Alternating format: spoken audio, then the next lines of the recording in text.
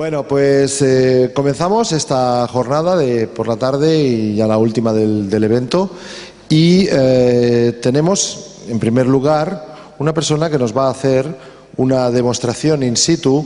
Lo digo por la gente que está arriba, los del gallinero, porque igual la demostración, las cámaras sí lo podrán hacer zoom para el vídeo después, pero no sé si se verá muy bien. Desde arriba igual no tanto, ¿no? Igual hay problemas técnicos por verlo, ¿no? ¿Te refieres? Bueno, las cámaras sí lo captarán bien. No obstante, si queréis, aquí hay sitio. En fin, lo digo por la demostración. Bueno, pues nos va a hacer una demostración in situ de los nitritos en los alimentos. La persona que nos va a dar esta conferencia es doctora en Ingeniería Agrónoma por la Universidad Politécnica de Valencia, catedrática de la Escuela Universitaria, profesora en la Escuela Técnica Superior de Ingeniería Agrónoma y Medio Ambiente, autora de diversos libros sobre alimentos ecológicos, directora de diversos cursos, unos cuantos cursos sobre especialización organizados por el Centro de Formación de Posgraduados, e investigadora de muchos proyectos, o muchos, no los leo porque mejor la escuchan a ella. Y bueno, pues actualmente, además, también ha trabajado como assistant editor para España del Journal of Food, Agriculture and Environment. Les dejo con María Dolores Raigón. Muchas gracias. Puedes hablar, por aquí se oye, por aquí también. Muy bien. Muchas gracias. Bueno, pues en esta tarde lo que yo les vengo a decir es este problema que significa tanto el tema de los nitratos y los nitritos en la alimentación, porque oímos hablar muchos de ellos, pero también en las aguas, qué es lo que está ocasionado, quién los origina y sobre todo, pues como se decía en la presentación, vamos a intentar hacer una pequeña demostración para poder apreciar esta presencia de los nitritos en los alimentos.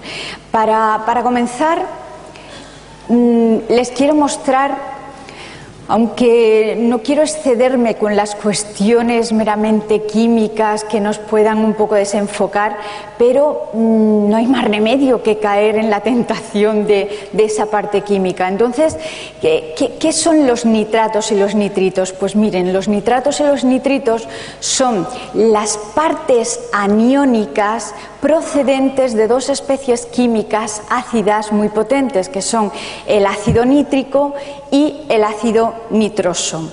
Estos aniones procedentes respectivamente de estos dos ácidos dan lugar, por un lado, a los nitratos, cuya composición química es un átomo de nitrógeno y 3 átomos de oxígeno, y por otro lado los nitritos, que tienen una composición química de un átomo de nitrógeno y 2 de oxígeno, como decía, en su forma aniónica.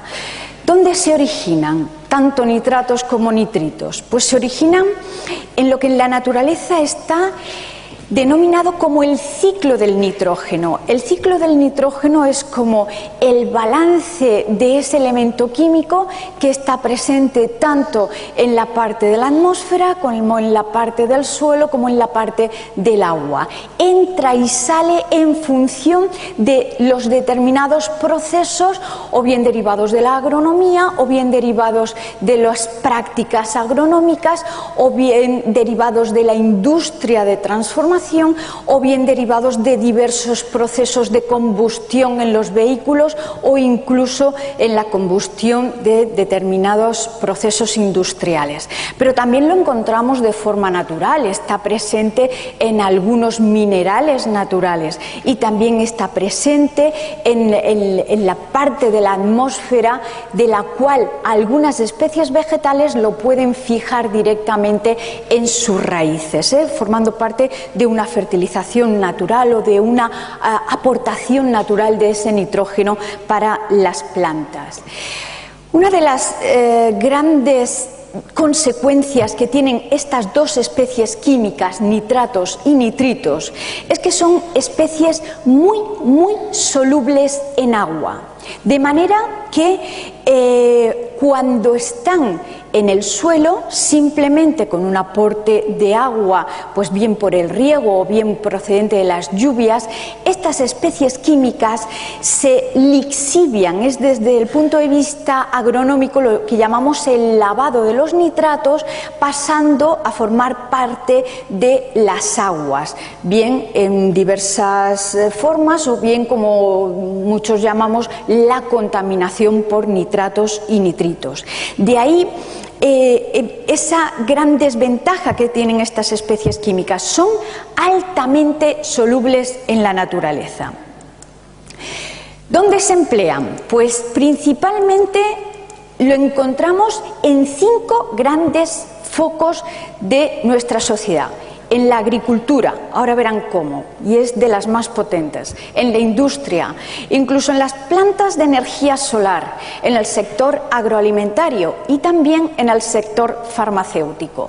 Miren, en la agricultura, pues desde el descubrimiento del potencial que presentaban los fertilizantes nitrogenados para la agricultura y con el descubrimiento de esa especie natural que era el nitrato de Chile, que no era nada más que el nitrato potásico, pues se descubre un gran potencial para la fertilidad de las plantas. Se descubre que el nitrógeno es un gran elemento para desarrollar un gran vigor en las especies vegetales, algo que también ha tenido una contrapartida, y ahora les contaré. Pero fíjense, por ejemplo, en estas fotografías, donde en la fotografía superior se aprecia una explotación donde han sido fertilizadas con nitrógeno y no fertilizadas, pues cómo se nota esa diferencia en la parte vegetativa de las especies vegetales, de la misma manera que en la parte inferior una planta de la cual ha sido ampliamente fertilizada con nitrógeno, cómo se observa ese mayor vigor. Mayor vigor que también es relativo. ¿Por qué? Porque un exceso de nitrógeno lo que ocasiona es lo que ven en esa plántula de ahí abajo: un exceso de crecimiento de la parte más joven, de la parte verde. Esa parte verde es la parte que tiene mayor atracción para determinados insectos, por ejemplo, para los pulgones. Y muchas veces la deriva de algunas de las plagas está motivada por el exceso del nitrógeno aplicado como fertilizante en las plantas. De la misma manera que un exceso de fertilización nitrogenada pues tiene efectos negativos también sobre algunas producciones. Por ejemplo, los frutos cítricos. Cuando ustedes vean un fruto que tiene un exceso de corteza, ese es un indicativo de que la planta ha sido abonada en exceso con nitrógeno. Por lo tanto, los aportes de nitrógeno tienen que ser ampliamente controlados, primero para no generar repercusiones negativas en la producción vegetal, y segundo, para que esos excesos en la aportación no deriven en la contaminación de los acuíferos. ¿Cuáles son las formas nitrogenadas más ampliamente utilizadas como fertilizantes químicos de síntesis? Pues son el nitrato potásico, el nitrato amónico y el nitrato cálcico, mayoritariamente. Y esto les hablo evidentemente de la agricultura convencional, porque en la agricultura ecológica los aportes fertilizantes se realizan en diversas formas de estiércol más o menos compostado. Bien, en la industria, ¿dónde encontramos la utilización o el empleo de nitratos y nitritos? Las formas principales en las cuales se emplea es en forma de nitrato de sodio y en nitrato amónico, y se utilizan sobre todo en las industrias plásticas y en la del vidrio, o bien como sellantes o bien para el empleo de barnices y pinturas, pero principalmente lo tenemos ahí. En las plantas de energía solar, pues esta ha sido una utilización recientemente encontrada tanto del nitrato sódico como potásico, porque se han encontrado vinculaciones para poder almacenar la energía térmica cuando ésta no es usada o en las horas de radiación difusa por ejemplo, durante la noche, pues estas sales nítricas permiten que se acumule más la energía solar o la energía térmica. En el sector agroalimentario, aquí es donde entramos ya en la parte peligrosa. En el sector alimentario se utilizan las 4 sales, tanto nítricas como en forma de nitratos como de nitritos, sódicas como potásicas, y son los llamados aditivos alimentarios L252, L251, E250 y E249 que ven ahí en la pantalla. ¿Por qué se utilizan estas formas nítricas? Pues se utilizan porque para controlar el botulismo, hace tiempo se encontraron que estas sales podían controlar el Clostridium y podía evitar pues, la degradación o incluso la contaminación microbiana de los alimentos. En el momento actual, estos aditivos alimentarios se emplean principalmente para 2 grupos de alimentos. Uno, para los alimentos cárnicos que han sufrido un proceso de cocción, como por ejemplo las salchichas, el jamón de York, etc. Y para la elaboración del queso, porque permite un endurecimiento del queso.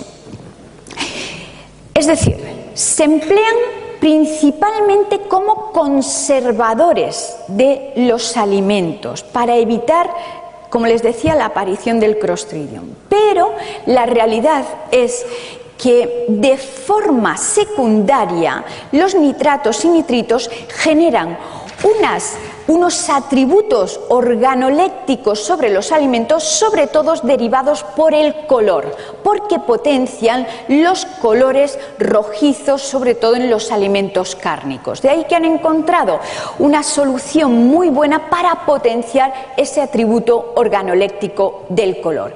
Porque les tengo que decir una cosa, con las altas temperaturas, las altas presiones que se utilizan hoy en día en la industria de transformación de alimentos, realmente se podría no utilizar estas sales nítricas, pero la realidad es que están permitidas y ahora les diré en qué forma están permitidas.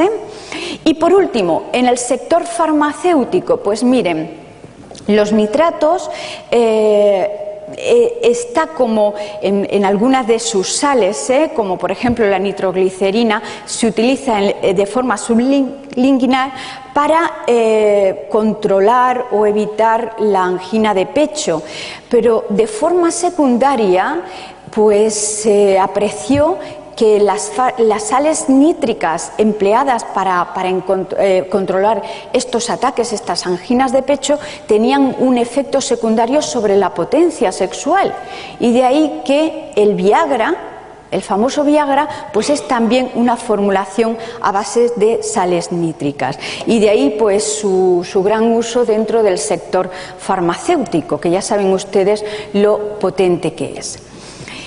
¿Cuál es la precaución que tenemos que tener con los nitratos y los nitritos? Pues en primer lugar, porque son especies químicas ampliamente distribuidas en nuestro ámbito cotidiano, en nuestros usos cotidianos, bien porque están presentes en las aguas de bebida cotidianas, quiero decir, en las aguas, entre comillas, potables de las ciudades, porque está presente también como restos, como determinados tóxicos en hortalizas y verduras, ahora les diré cómo se acumulan en hortalizas y verduras, y también porque son ampliamente utilizados en estos alimentos que antes les he comentado. En cuanto a la prevención o al cuidado que tenemos que tener con nitratos y nitritos, pues miren, el nitrato no es una especie altamente perjudicial para el hombre, pero sí lo son los nitritos. Los nitritos son especies químicas muy perjudiciales, y de nitratos a nitritos se pasa muy rápidamente, por ejemplo, con las condiciones reductoras de nuestra saliva en la boca, pues ahí ya tenemos las primeras reacciones en las cuales nitratos pasan a nitritos. ¿Y cuál es el problema de los nitritos? Pues los nitritos son perjudiciales por dos cuestiones. Primero, porque cuando estos nitritos se combinan con una amina, da lugar a un potente cancerígeno que son las nitrosaminas. Y cuando estos nitritos pasan a través de la sangre, en la sangre, al ser los nitritos especies reductoras, limitan el transporte del oxígeno, dando lugar a una enfermedad llamada metahemoglobinosis. Vamos a evaluar bien estas dos potentes vías que tienen los nitritos. Por un lado, las nitrosaminas. Las nitrosaminas se originan, como les decía, cuando se combina un nitrito con una amina. ¿Y cuándo potencialmente estamos ante esa posibilidad? Pues cuando tenemos alimentos con alto contenido en nitritos, como pueden ser un jamón de york o una salchicha, y se combina con un alimento que pueda contener las aminas. ¿Dónde tenemos las aminas? En los alimentos lácteos, por ejemplo el queso. De manera que un sándwich de jamón york y queso pues se convierte en un potente cancerígeno. Pero bueno, ahora les diré cómo podemos evitar todos esos posibles potentes cancerígenos o bombas alimenticias. De la misma manera que una verdura que contenga un alto contenido en nitratos que puedan ser susceptibles de transformación a nitritos y se combine con un queso en la elaboración de una bechamel, etcétera, pues también se convierte en un alto potente cancerígeno. La metahemoglobinosis, pues la metahemoglobinosis es una enfermedad que es conocida también como la muerte súbita del bebé o la enfermedad de los niños azules o la enfermedad de los pitufos. ¿Por qué? Porque fue una enfermedad que se desarrolló principalmente en bebés que eran alimentados con leches en las cuales se rehacía la leche con aguas procedentes de los grifos, de los llamados agua potable, con alto contenido en nitratos que cuando se reconstituían las leches pues daba lugar a la presencia de estos nitritos. ¿Qué es lo que les pasa a los bebés que son susceptiblemente pues un grupo poblacional que pueda dar lugar a esta enfermedad? Pues sobre todo las condiciones altamente reductoras que encuentran en su estómago. Y de ahí pues la alta probabilidad a que ocurran esas reacciones de transporte de los nitritos por la vía sanguínea. Pues bien, este es la alerta, el cuidado, la advertencia que tenemos que tener con estas especies químicas. ¿Cuáles son los datos que nos aportan a nivel de seguridad? Pues miren, nitratos y nitritos, como les decía anteriormente, son aditivos aceptados oficialmente por la Directiva del Consejo Europeo. Los límites de concentración para los nitratos, calculados como nitrato potásico, oscilan entre 50 miligramos por kilo para el queso y los 250 miligramos por kilogramo para los productos cárnicos. Es decir, que nos dan unas cantidades bastante amplias para empleo como aditivos. Lo que no sabemos es qué repercusiones secundarias va a tener esto sobre nuestra salud, porque todavía, como la causa-efecto no está bien consensuada o no existe una alta trazabilidad entre esa ingesta y cuáles son los problemas, pues de ahí que estén permitidos en esas concentraciones tan elevadas. Además, el Comité Conjunto de Expertos de la Organización Mundial de la Salud, a través de la FAO, ha recomendado la ingesta diaria admisible entre 0 y 3,7 miligramos por kilogramo de peso corporal, expresado en iones nitrato, y para los nitritos entre 0 y 0,06 miligramos por kilogramo de peso corporal, expresado en forma de iones nitrito. O sea que fíjense que la Organización Mundial de la Salud sí que nos dice, y de forma muy estricta, cuáles son las cantidades que no debemos superar. Y fíjense que en el caso de los nitritos pues son cantidades muy bajas. Además, los nitritos no deben utilizarse como aditivos en alimentos que vayan destinados a niños menores de 3 meses. Es decir, que desde el punto de vista de aditivo, estas sustancias químicas no pueden emplearse en los potitos o en los alimentos que vayan destinados para alimentación de estos niños. Evidentemente, ni en las aguas para la reconstitución de leches, ni nada relacionado con ello. Estas son las recomendaciones. Si estas son las recomendaciones es porque algo hay, una alerta hay. Y si están para los bebés es porque también para el ser adulto hay un peligro. Lo que pasa es que la población más susceptible son los bebés, por lo que les decía. Pero también los ancianos. Los ancianos también son una población con alto riesgo para estas reducciones. ¿Qué es lo que pasa en la agricultura? Porque la agricultura, como les decía antes, es uno de los focos más contaminantes hacia las aguas por el empleo en la agricultura convencional de estos fertilizantes, de estas sales nítricas, y porque también, pues, aparte de contaminar las aguas, pueden acumularse estas especies en los alimentos. Vamos a ver qué sería un sistema de fertilización nitrogenada en agricultura convencional. Pues miren, cuando se realiza una fertilización convencional, se realiza principalmente en forma de sales, como puede ser la urea, sales amoniacales o sales nítricas. Estas formas llegan al suelo y tienen que sufrir una transformación principalmente al ion amonio y después una nitrificación a la parte nítrica. ¿Por qué?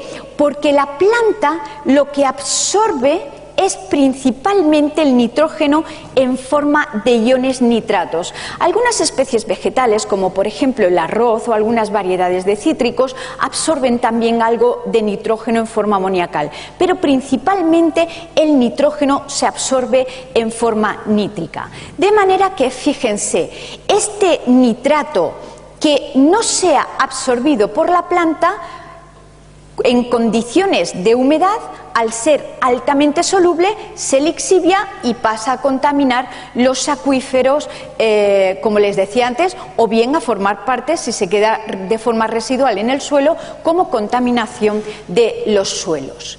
Aparte, el nitrógeno, pues lo vemos ahí en una serie de transformaciones, también se puede volatilizar, y luego veremos qué es lo que pasa en la planta. Vamos a observar ahora qué sería un sistema de fertilización ecológica, donde, miren, principalmente la fuente de aporte de nutrientes al suelo se realiza en diferentes formas de estiércol, más o menos compostadas. Y este estiércol tiene que sufrir determinados procesos como la humificación hasta llegar al humus, la mineralización en el cual ya encontramos las formas amoniacales y por último la nitrificación, porque en el proceso ecológico, en el sistema de fertilización ecológico, también las plantas absorben los nitratos en formas, o sea, el nitrógeno en formas nítricas. Este proceso es un proceso que depende exclusivamente de la microbiología del suelo. Es decir, que si nosotros tenemos un suelo inerte, un suelo erosionado, en el cual no tenemos biología, no tenemos los microorganismos encargados de realizar todas esas transformaciones, pues no se llevan a cabo. Un suelo vivo es un suelo que tiene microorganismos y es un suelo capaz de llevar a cabo todas esas transformaciones. De manera que eso es un proceso lento en el suelo, es un proceso también gradual en el suelo, un proceso que dura, depende de las condiciones atmosféricas, de temperatura y también de las condiciones edáficas y microbiológicas del suelo, pues puede llegar a durar alrededor de unos 2 meses, entre 2 y 3 meses. De manera que en el proceso ecológico se van aportando gradualmente los nitratos a la planta, nitratos que ya la planta también de forma gradual irá absorbiendo. Evidentemente, si hay un exceso de nitratos porque estas condiciones no se hayan realizado en la manera adecuada, pues los nitratos también los tendremos en exceso, también se lixiviarán y también formarán parte de la contaminación de los acuíferos. ¿Qué es lo que pasa en la planta? Bueno, pues en la planta lo que ocurre es que esos nitratos se acumulan en la vacuola y sufren una serie de transformaciones enzimáticas, entre las cuales pues tenemos una enzima que es la nitrato reductasa, encargada de que este nitrato pase a nitrito, y la nitrito reductasa encargada en que este nitrito pase a ion amonio. Y una vez lo tenemos en forma de amonio, ya puede pasar a las formas amínicas y formar parte de las proteínas, porque la principal función del nitrógeno en los alimentos es llegar a formar ese nutriente tan valioso como son las proteínas, formado principalmente por enlaces peptídicos, enlaces de aminoácidos. Bueno, pues fíjense, este proceso enzimático está regulado pues por 2 enzimas, como les decía antes, y esas 2 enzimas son vitales por 2 elementos químicos, 2 cofactores esenciales para la vida de la enzima. En el caso de la nitrato reductasa se trata del molibdeno.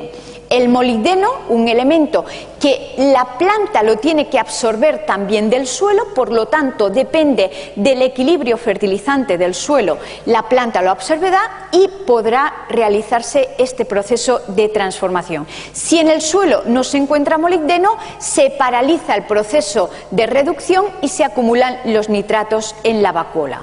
En el segundo caso, en el caso de la nitrito reductasa, el elemento esencial es el hierro, de manera que la planta de igual manera tiene que absorber hierro, que va a formar parte de la enzima y generar el proceso de reducción de nitritos a las partes amínicas. Si en el suelo no encuentra el hierro o no se encuentra en la forma de absorción adecuado, esta parte enzimática se paraliza y se acumulan los nitritos, en este caso en el cloroplasto.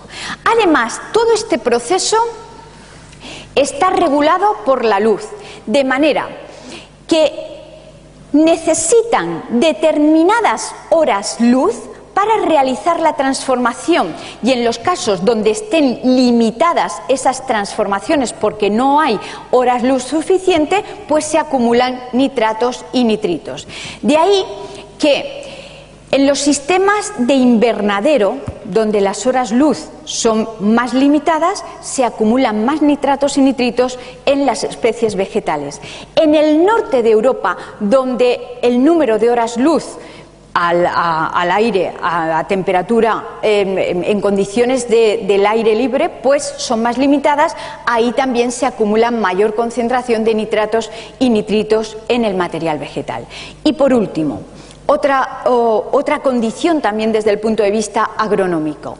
En los suelos donde haya una alta concentración en sodio, es decir, suelos salinos, el sodio afecta también a la actividad de la nitrito reductasa, de manera que un exceso en sodio repercute en menor actividad de esta enzima y por lo tanto en mayor concentración de nitritos en el material vegetal. Por lo tanto, desde el punto de vista agronómico, no solamente es importante ese aporte del estiércol, sino que es aporte que las plantas estén en un ciclo de vida, en lo que llamamos en condiciones externas, no en invernadero, y además que se cumplan también pues todo el ciclo vegetativo.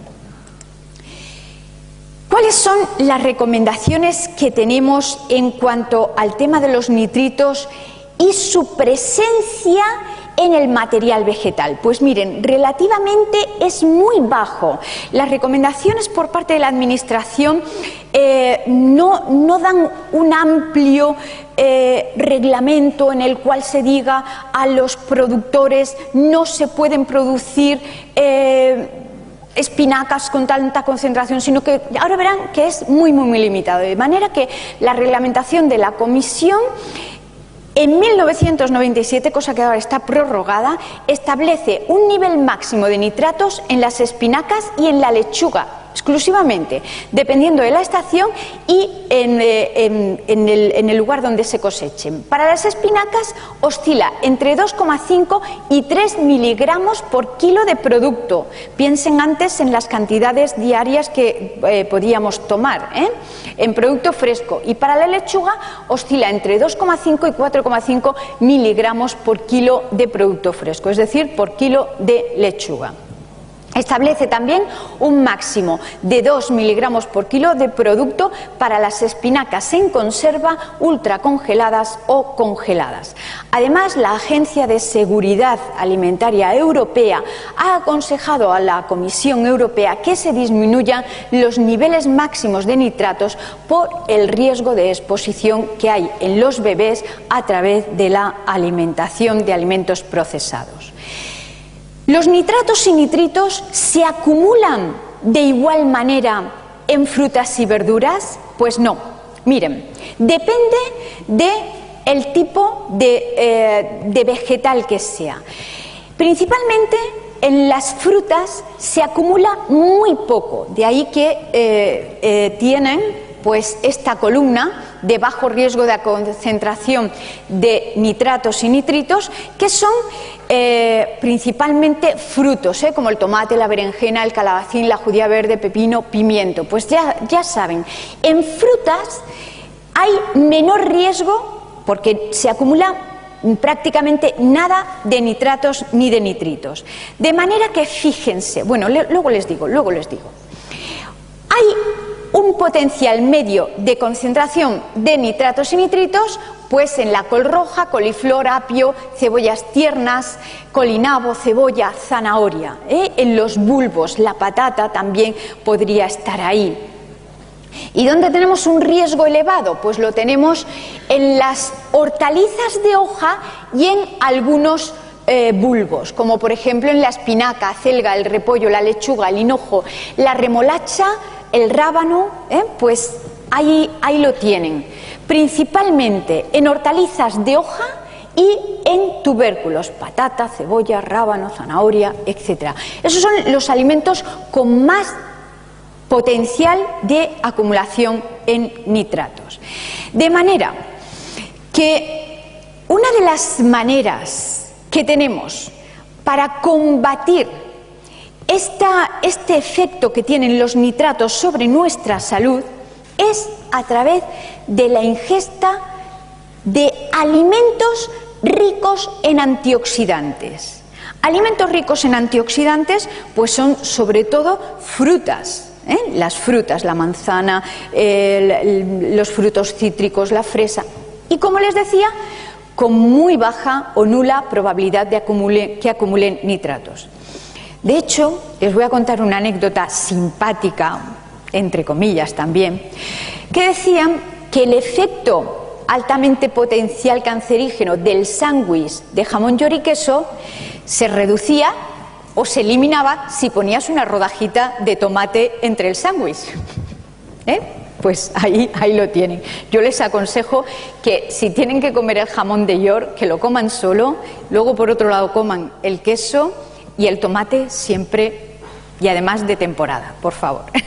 Bueno, esta era la anécdota, que para rebajar el riesgo del cancerígeno, pues la ingesta del tomate.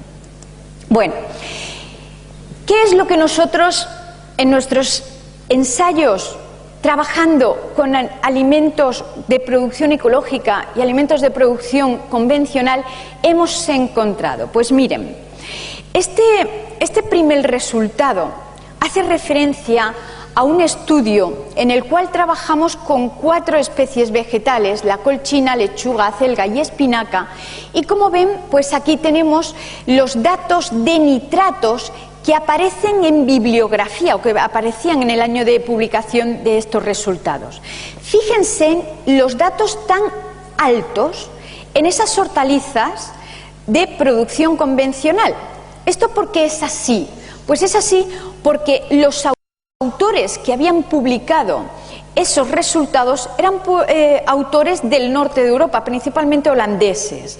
Como les decía, los sistemas de producción bajo invernadero y en condiciones de pocas horas luz hacen que se acumulen altas concentraciones de nitrato. Esto para nuestras condiciones de producción es peligroso. ¿Por qué? Porque principalmente las normativas europeas vienen marcadas por la fuerza de los países del norte. Nosotros, en nuestras condiciones de producción mediterráneas o incluso en el interior de la península, podemos llegar a producir alimentos con muy baja concentración en nitratos. Muy baja. De hecho, en este estudio, fíjense como los niveles encontrados en la producción convencional fueron altos, más bajos en el caso del ecológico, excepto aquí, en el caso de la lechuga, y ahora les voy a decir qué pasó en el caso de la lechuga. Y como ven, los niveles pues fueron en todos los casos en el ecológico mucho más bajos. Fíjense que en el caso de la col china, los niveles llegaron a 1,32, es decir, prácticamente nada de nitratos en el material de procedencia ecológica.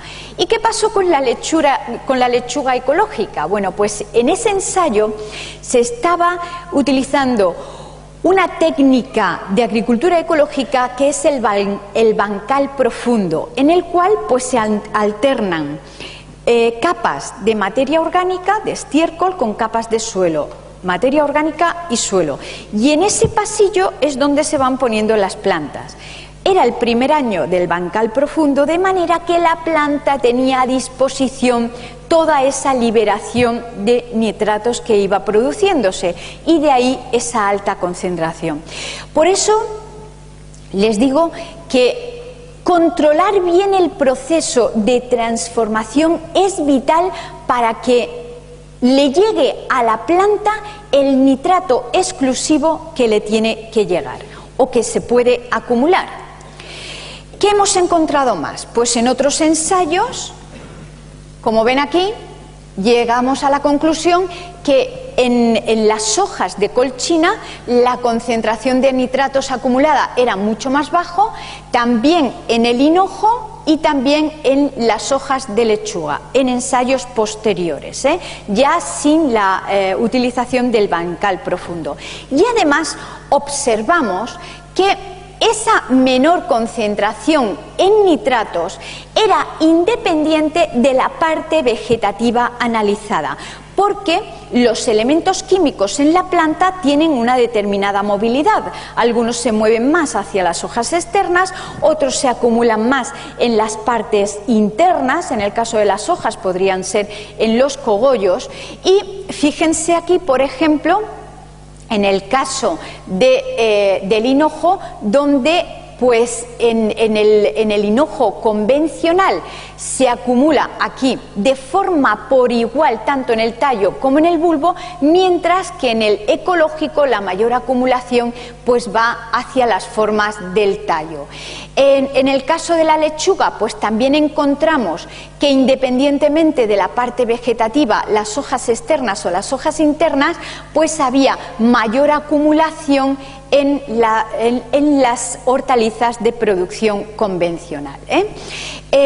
Quizás es de señalar que por esa movilidad, miren, aquí en las hojas internas no encontramos diferencias estadísticamente significativas entre el convencional y el ecológico, pero donde sí lo encontramos es en las hojas más adultas, donde ahí sí que había diferencia en esos niveles de nitratos en el material vegetal.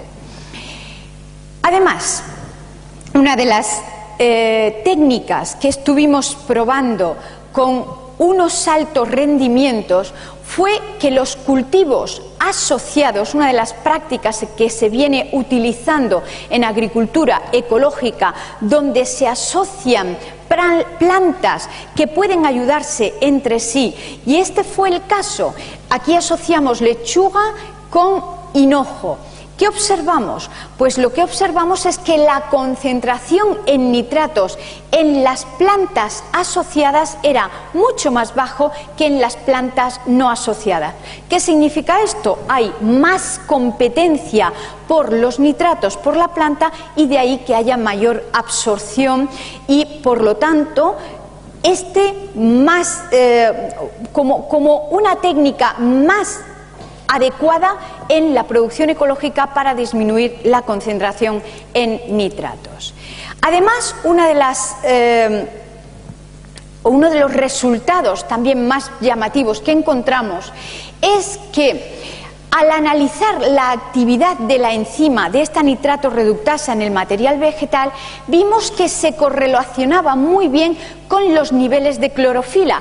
Eso significa que a mayor actividad de la luz se desarrolla mayor nivel de clorofila en la planta y, por lo tanto, mayor actividad de esa enzima y, por lo tanto, mayor capacidad para la reducción de nitratos a las formas proteicas. Y además también encontramos una correlación alta entre los niveles de nitratos y la concentración en sodio en el material vegetal, por lo que les decía que suelos con alta concentración en sodio son perjudiciales para que se acumulen estos nitratos en el material vegetal. Aquí. Pues bueno, con todo esto, ¿cuáles son las advertencias o cuáles son las recomendaciones que podemos hacer para nuestra salud? Pues miren, hay una recomendación del Cancer Prevention Coalition en la cual se advierte que los niños no deben comer más de 12 salchichas al mes. Esta es la recomendación. ¿Y de qué tipo de salchicha? Profundicen un poco más, ¿no? Es lo que le pedimos como consumidores. Y además se indica que si no puedes vivir sin las salchichas, al menos que se compren las que no lleven los nitratos. Buena recomendación esa, Buena recomendación. Desde el punto de vista de las prácticas agronómicas, ¿cuáles son las recomendaciones que se indican para los productores? Evidentemente que se empleen buenas prácticas agrícolas, en la medida de lo posible, si no en la mejor medida, que la producción sea ecológica, disminuyendo las pautas de estiércol y viendo también los momentos adecuados de introducir ese estiércol en el suelo, evitar en la medida de lo posible el empleo de invernaderos o el cultivo bajo plástico y evitar también en la medida de lo posible los suelos salinos y sódicos y mantener sobre todo el equilibrio edáfico, pero el equilibrio de la fauna edáfica, de esos microorganismos que son tan vitales para llevar a cabo el proceso de transformación del estiércol hacia las partes que precisa la planta. Y desde el punto de vista de la alimentación, pues en la medida de lo posible no comer ese número de salchichas. Pero es que lo de las salchichas ahora verán cómo se queda en pañales con lo que vamos a ver con el jamón de York. Eliminar determinadas partes vegetativas donde se acumula mayor contenido en nitratos, en la medida de lo posible seguir una dieta abundante en frutas, en vitamina C y en sustancias antioxidantes. Y eso no significa poner la rodajita de tomate en el sándwich, sino que significa otro tipo y otro hábito de alimentación. Y evitar las hortalizas envasadas en plástico, ya que las bacterias que transforman los nitratos en nitritos se multiplican más rápidamente en los lugares húmedos y en los lugares no aireados. Y además, procurar comer frutas y verduras de temporada, evitando esas que les decía de invernadero. Y esto es lo que yo les quería mostrar desde el punto de vista teórico, y ahora me quedan 5 minutitos, 10 minutitos, pero ya verán cómo en 2 lo llevo a cabo. Lo que les voy a mostrar es esa determinación in situ. Para ello, pues tengo aquí mi pequeño laboratorio, este pequeño laboratorio que va conmigo allá donde yo voy, y en el cual pues lo que vamos a hacer es utilizar un poquito de jamón de York, muy poquito. Y ustedes me van a decir, ¿qué tipo de jamón de York? Pues es que les voy a decir, cualquiera, porque realmente estos aditivos alimentarios están muy presentes en todos los tipos de estos alimentos. Fíjense bien en las etiquetas, porque en algunos casos aparece como nitratos y nitritos, y en otros pues realmente no aparecen como nitratos, sino que aparecen como el E249, 250, los que anteriormente les he citado. Lo que vamos a hacer es introducir un poquito de este jamón de York en un tubo de ensayo. Como les decía anteriormente, estas especies químicas son altamente solubles en agua, de manera que incorporando un poquito de agua y triturando para que esos nitratos puedan pasar al agua, pues supongamos, vamos a ver si es así, que ya lo tenemos en el agua. Además, voy a coger también otro tubo de ensayo donde vamos a poner un poquito de agua destilada, y a ambos les voy a añadir un reactivo químico que es específico para la detección de esos nitratos. Lo incorporo a los 2 tubos de ensayo en cantidades muy pequeñas, si se deja coger. Aquí lo tenemos.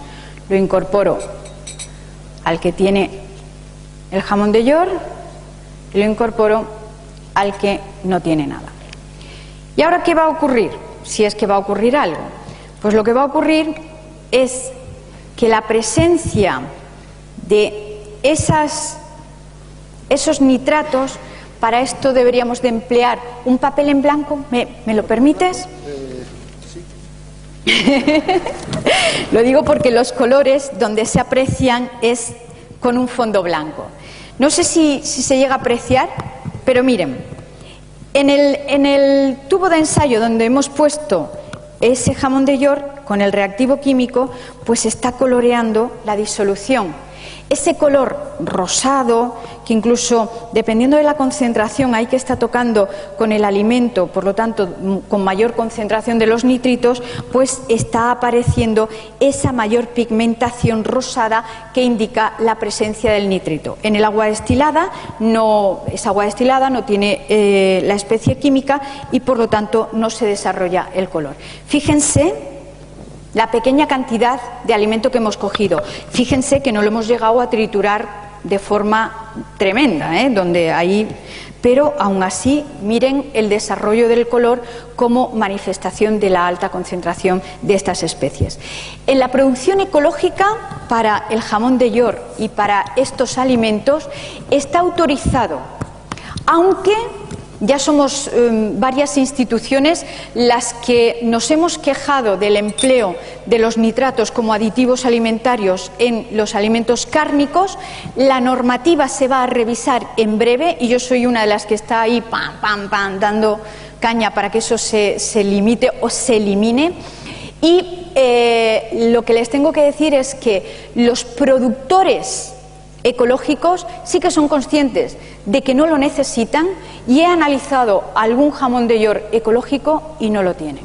Es decir, que hay bastante conciencia por parte de los productores a no emplear estos aditivos alimentarios. Y ya por mi parte he sido fantástico. Muy bien. Pues muchas gracias.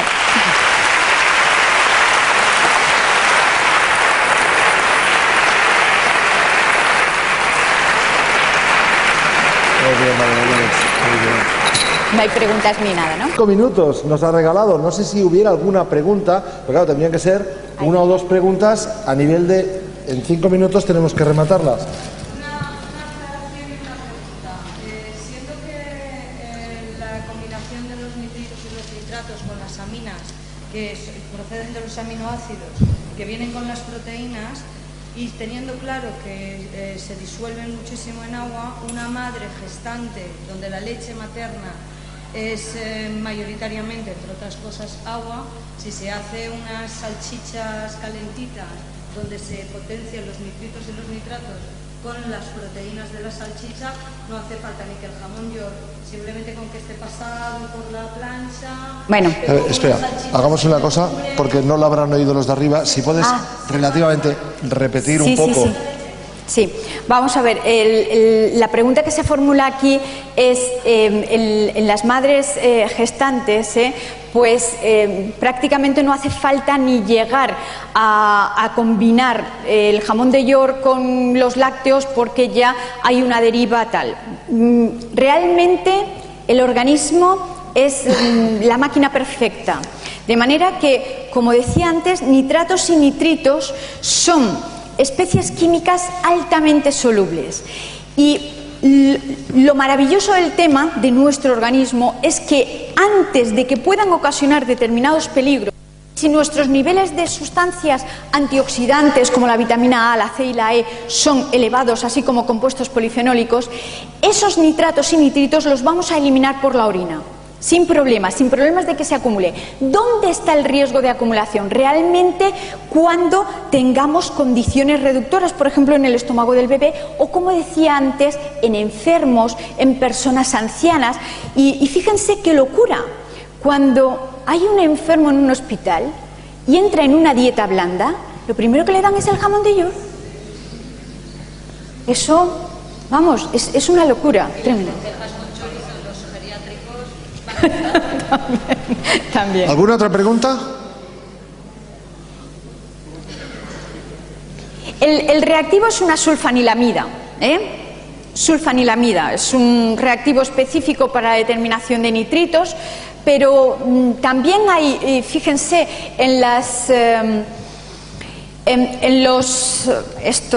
tiendas de animales, pues para los acuarios hay algunas tiritas que se emplean para determinación del pH y determinados contaminantes en los acuarios. Pues uno de ellos está también los nitratos y nitritos. Hay una pequeña esponjita que indica la presencia. Entonces pues los que no tenemos disponibilidad de acceder a los laboratorios químicos, pues es un plan B, más usuario.